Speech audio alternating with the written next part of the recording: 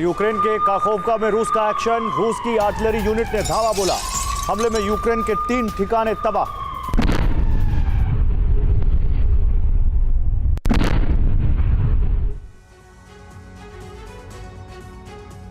तो कुछ दिन पहले तक ईरानी प्रॉक्सी ने इजरायल की घेराबंदी करके उसे मुसीबत में फंसा दिया था, लेकिन अब परिस्थितियां इतनी बदल गई हैं कि इजरायल हर फ्रंट पर हावी साबित हो रहा है। जबकि बेंजामिन ने एक नया ब्लूप्रिंट बनाया है जिसमें ईरान पर भी हमले की तैयारी है, जिसके लिए अमेरिका के नवनिर्वाचित राष्ट्रपति डोनाल्ड ट्रंप की भी सहमति मिल गई है।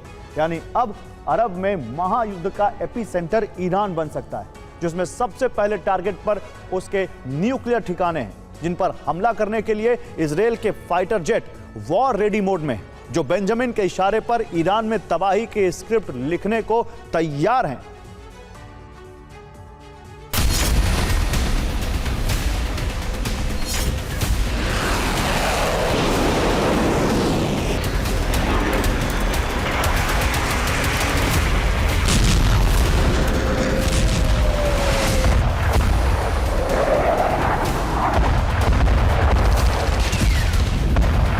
ईरान में एटमी तूफान का अंदेशा।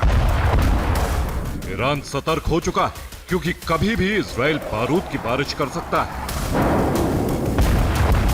और इस हमले का अंदेशा अगले 100 घंटे के अंदर यानी ईरान में तबाही का ऐसा जलजला आने वाला है जिससे ईरान से सारे हमलों का हिसाब लेगा इजराइल। ईरान में कौन सी जगह इजराइल हमला कर सकता है, वो टारगेट करीब करीब फिक्स हो गए।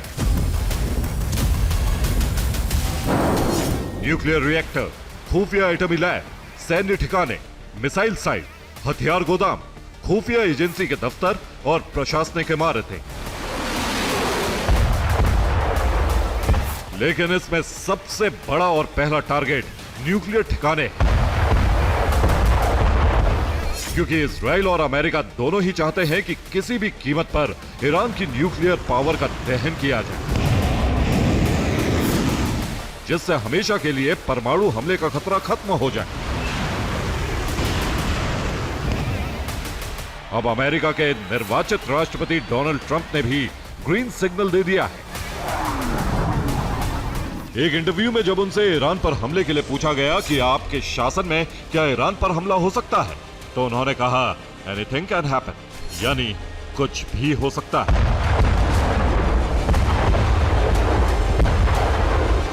संकेतों में ट्रंप ने बता दिया है कि वो इजराइल की मदद के अलावा ईरान को तबाह करने के लिए भी इजराइल की युद्ध नीति से सहमत है। इसका सीधा मतलब यह भी है कि अमेरिका भी युद्ध में उतर सकता है।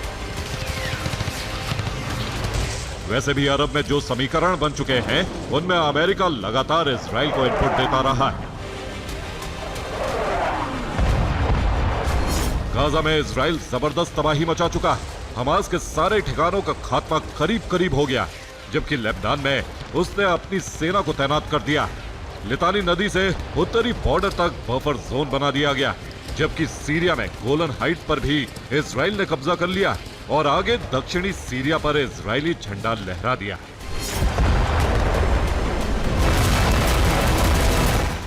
गाजा को समतल बनाने के बाद, लेबनान में तबाही मचाने के बाद, अब ईरान ही इजराइल और अमेरिका का सबसे बड़ा दुश्मन है,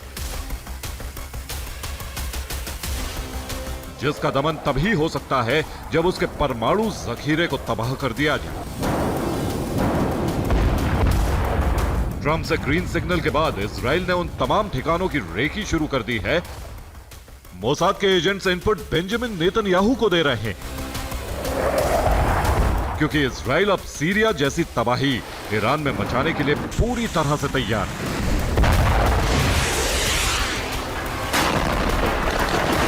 जबकि अमेरिका की तैयारी है कि वो एक तरफ इजराइल का साथ देगा, उसे सैन्य मदद देता रहेगा, दूसरी तरफ कूटनीतिक चैनल के जरिए ईरान पर दबाव बनाना जारी रखेगा। ऐसी खबरें आ रही हैं कि ट्रंप पूर्व इंटेलिजेंस चीफ रिचर्ड ग्रेनेल को विशेष दूत नियुक्त करने पर विचार कर रहे हैं। उनसे जब एक इंटरव्यू में पूछा गया तो उन्होंने कहा था, रिचर्ड ग्रेनेल एक शानदार व्यक्ति है, एक स्टार है, वो कहीं ना कहीं ऊंचे स्थान पर होंगे।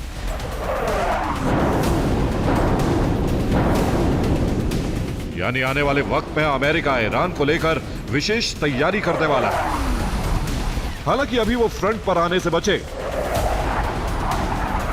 लेकिन इजराइल को आगे रखकर ईरान दमन का मंसूबा पूरा कर सकता है।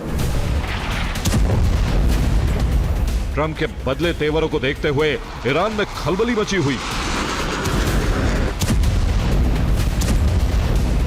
अब ईरान ने अपने न्यूक्लियर ठिकानों पर सुरक्षा बढ़ा दी। कहा यह भी जा रहा है कि वो परमाणु हथियारों को एक सीक्रेट जगह पर ले जा रहा है, जिससे मोसाद को चकमा दिया जा सके।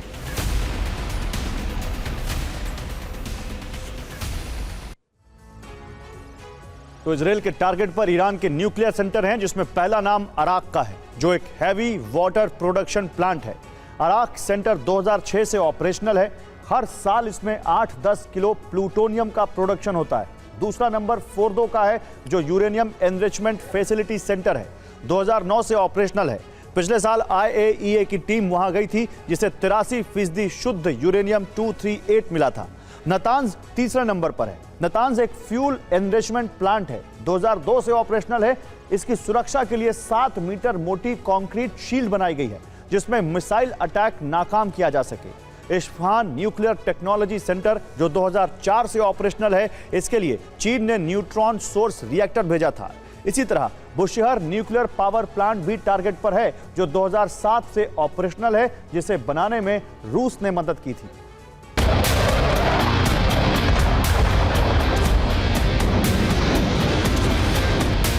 ईरान पर हमला करने को लेकर इजराइल इसलिए भी प्लान बना रहा है क्योंकि सीरिया में उसने करीब 86% ठिकानों को तबाह कर दिया है।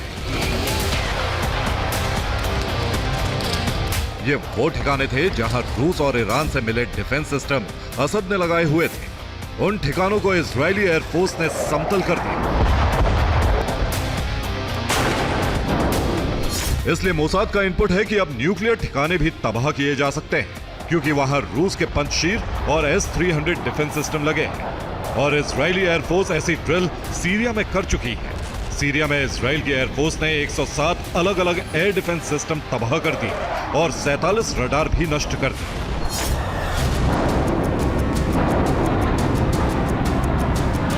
अब ईरान की बारी है। इसके लिए इजराइल अपने फाइटर जेट कभी भी भेज सकता है। हालांकि इजराइल ने मिसाइल का विकल्प भी रखा हुआ है, लेकिन वो आखिरी होगा। जब ईरान परमाणु हथियारों से इजराइल पर हमला करने की कोशिश करेगा, तब अमेरिका युद्ध में उतर सकता है। जैसा वादा ट्रंप ने बेंजामिन नेतन्याहू से किया है। इसी वजह से बेंजामिन नेतन्याहू खुलकर बड़ी तैयारी की जानकारी दे रहे हैं। गाजा में इजराइल हावी, जबकि लेबनान में सीज फायर हो चुका है और सीरिया में असद के भागने से स्थिति कुछ बदली है। लेकिन अब ईरान फ्रंट के खुलने का खतरा है। बेंजामिन नेतन्याहू इस बार मन बना चुके हैं कि जब तक जंग जारी रहेगी, जब तक इजराइल के खिलाफ साजिशें खत्म नहीं होती, इसीलिए ईरान उनके टारगेट पर आ गया। ईरान ने इजरायली हमले की आशंका को देखते हुए अपने ड्रोन शक्ति का प्रदर्शन किया है। इस ड्रोन का नाम कहर 313 है।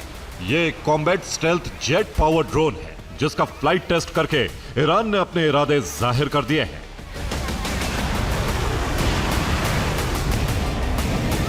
इसके अलावा न्यूक्लियर ठिकानों पर सुरक्षा बढ़ा दी गई है। साथ ही मिसाइलों को अलर्ट मोड पर डाल दिया गया है। यानी ईरान तैयार है। यानी इस बार अरब में सबसे बड़ा युद्ध कभी भी शुरू हो सकता है, जिसके परमाणु युद्ध में बदलने की आशंका प्रबल है।